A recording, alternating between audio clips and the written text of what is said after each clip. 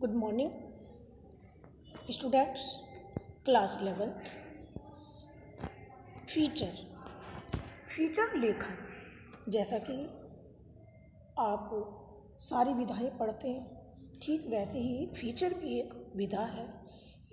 यह विधा समकालीन घटना या किसी भी क्षेत्र विशेष की विशिष्ट जानकारी का वर्णन देती है। ठीक है, ये मोहक विवरण इसमें होता है, जैसे कि मनोरंजन के रूप से जो हम कहानियाँ, जो शब्द, जो विधा हम लिख रहे हैं, वह एक मनोरंजक रूप से प्रस्तुत की जाती है। इसके संवादों में गहराई होती है, सुव्यवस्थित, सृजनात्मक और आत्मनिष्ठ लेखन है, जिसका उद्देश्य पाठकों को सूचना देना और उन्हें शिक्षित करना भी है। अर्थात कि जो हम फीचर लिख रहे हैं, उससे जो हमारे पाठक हैं, पढ़ते हैं, तो उन्हें कोई किसी न किसी रूप में शिक्षा मिले और उनका उसके साथ साथ मनोरंजन भी होता रहे। इस चीज़ का हमें इसमें ध्यान रखना होता है। फीचर में विस्तार की अपेक्षा होती है, इसकी अपनी एक अलग शैली होती है। ठीक है, जैसे कि किसी भी विषय पर लिखा गया जो फीचर है, उसकी जो प्रस्तुत की विविधता अलग अलग हो सकती है। ऐसा नहीं है वो एक ही अंदाज में हो। मान लिया हर उसका टॉपिक अलग हो सकता है। जब हम उसका टॉपिक अलग लेंगे तो उसमें हमें टॉपिक लेते समय ये भी उसको ये देखना है कि हम वह मनोरंजन के रूप से कितना सही है और उससे हमें शिक्षा क्या मिल रही है। भले वह भूत, वर्तमान और भविष्य किसी को भी लेकर बनाई गई हो या लिखी गई हो, इसमें तथ्य, कथन और कल्पना का उपयोगी होता है। आपने जैसे कि कोई फीचर या मतलब जब हम लिखते हैं, कहानी लिखते हैं, फिर उसी का ये छोटा रूप समझिए कि तो हमारी कल्पना ही तो होती है जो उन शब्दों को प्रस्तुत करती है उसमें। तो फीचर में भी इसी तरह से बहुत सारे आंकड़े ले सकते हैं, उसकी जो फ़ोटो ले सकते हैं हम, किसी चीज़ की भी, कार्टून भी ले सकते हैं, चार्ट भी ले सकते हैं और नक्शे आदि मतलब मैप आदि के द्वारा भी ये बनाया जा सकता है, ऐसा नहीं है। ठीक है, फीचर एवं समाचारों में अंतर, जो हमारी फीचर है और जो समाचार होते हैं उनमें क्या अंतर होता है।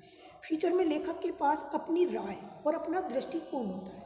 ठीक है, लेकिन जो समाचार होते हैं वे वही होते हैं जो कि हमारे जैसे न्यूज़ में जो होता है उसे हम, जबकि समाचार लेखन में वस्तुनिष्ठता और शुद्धता पर जोर दिया जाता है। शुद्धता क्यों होती है?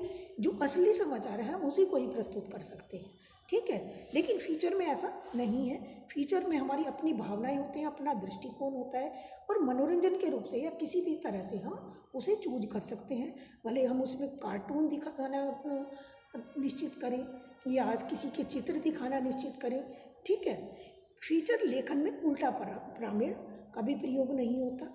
इसकी जो शैली है कथात्मक होती है, मतलब कथा के अनुसार होती है। फीचर लेखन की जो भाषा है सरल और रूपात्मक क्यों होगी? क्योंकि अगर आकर्षक बोले इसकी भाषा नहीं है, सरल इसकी भाषा नहीं है, तो जो हमारे श्रोतागण हैं, जो हमारे पाठकगण हैं, तो इसको नहीं सुनने में इंटरेस्ट लेंगे, अर्थात कि वे नहीं सुनेंगे या नहीं देखेंगे। फीचर में शब्दों की अधिकतम सीमा नहीं होती, यह आमतौर पर 200, 250 या 500 शब्दों तक की होती है, जबकि समाचारों पर शब्द सीमा लागू होती है कि कितने सीमित उसमें हमें शब्दों में ये समाचार प्रस्तुत करने हैं। फीचर का जो विषय कोई भी हो सकता है, कोई किसी भी विषय पर हम फीचर दे सकते हैं, जैसे कि समाचार फीचर, घटना पर कोई घटना घटी है उस पर हम छोटी सी एक फीचर मतलब कहानी या इस तरह से जो कि हम मनोरंजक हो, जो कि हमारे श्रोताओं को अच्छा लगे भाई।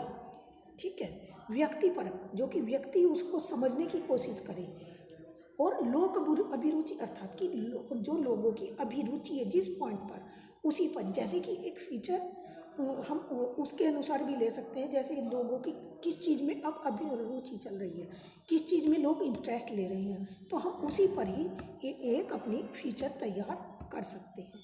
ठीक है, सांस्कृतिक मतलब जो हमारे सांस्कृतिक कार्यक्रम है, हमारे रीति रिवाज हैं, उन पर भी हम अपने विचार इसमें प्रकट कर सकते हैं, प्रस्तुत कर सकते हैं, और उन विचारों को हम किस तरह से प्रस्तुत करना है जिससे कि वे मनोरंजक भी हों और हमारे श्रोतागण उसे चित्र के रूप में देखें। जैसे कि एक छोटी मूवी होती है उस तरह से जो हमें प्रस्तुत करते हैं, हमने देखा होगा। इस तरह से ये होती है। सांस्कृतिक हमारी किसी रीति रिवाज के ऊपर हो, उसके ऊपर बनाई गई हो, किसी सांस्कृतिक कार्यक्रम के ऊपर बनाई गई हो, या फिर हमारे साहित्य को लेकर भी बनाई जा सकती है। ठीक है। विश्लेषण, फीचर, उन सब का विश्लेषण किया हो, और या किसी विज्ञान में जैसे नया कोई शोध है न उस चीज़ पर भी हम अपनी मूवी या अपनी ये फीचर तैयार कर सकते हैं। ठीक है विद्यार्थियों।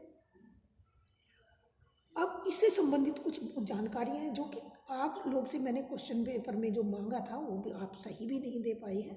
मैं इसीलिए इस वीडियो को बनाकर भी भेज रही हूँ आप लोग को। फीचर को सजीव बनाने के लिए उसमें कुछ ऐसे विषयों का निर्माण किया जाता है जिनकी मौजूदगी होना उसमें आवश्यक है। नंबर 2, फीचर के तथ्य को पात्रों के माध्यम से बतलाना चाहिए। मतलब कि जो हमारे फीचर में पात्र लिए गए हैं उन पात्रों का स्पष्ट रूप से हमें उनसे परिचित कराना कि वे श्रोतागण जो हैं उसके विषय में सुन सकें, समझ सकें। कहानी को बताने का अंदाज ऐसा हो कि पाठक महसूस करे कि वह खुद उसको देख रहे हैं या सुन रहे हैं। जब हम कोई भी मूवी देखते हैं तो हम उसमें बिल्कुल खो जाते हैं। ठीक उसी प्रकार से हमारी यह फीचर भी उसी प्रकार की होती है। ठीक है। जब हम लिखते हैं उस विषय पे तो मानो कि जैसे कि हम उसमें बिल्कुल ढल गए हैं, खो गए हैं। ठीक है। फीचर मनोरंजक एवं सूचनात्मक होना चाहिए। सूचनात्मक कि कोई उससे हमें मनोरंजन के साथ साथ कोई सूचना मिल रही हो, कोई शिक्षा मिल रही हो। इसे किसी बैठक या सभा के कार्यवाही विवरण की तरह नहीं लिखना चाहिए।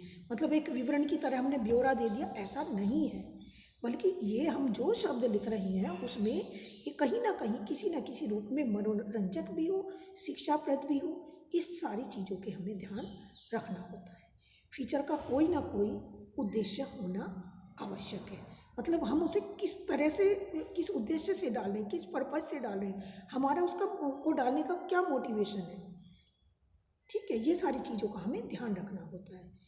फीचर तथ्य, सूचनाओं और विचारों पर आधारित कथात्मक विवरण और विश्लेषण होता है कि जो हम अपने किसी भी विषय पर अपने विचार और उन सूचनाओं को एकत्र करते हैं और फिर उसी पर एक कथात्मक वर्णन करके उनका विश्लेषण करके उसे मनोरंजन के रूप में हम उसे प्रस्तुत करते हैं या उद्देश्य के रूप में प्रस्तुत करते हैं।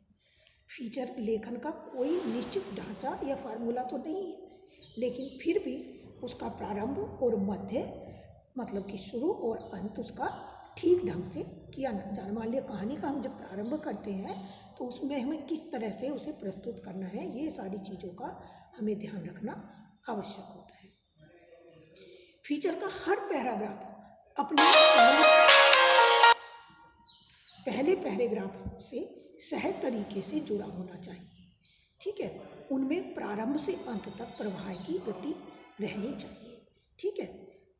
पैराग्राफ छोटे होने चाहिए जिससे कि वे आराम से उन पे फोकस हो सके और समझ में आ सके। थैंक यू विद्यार्थियों।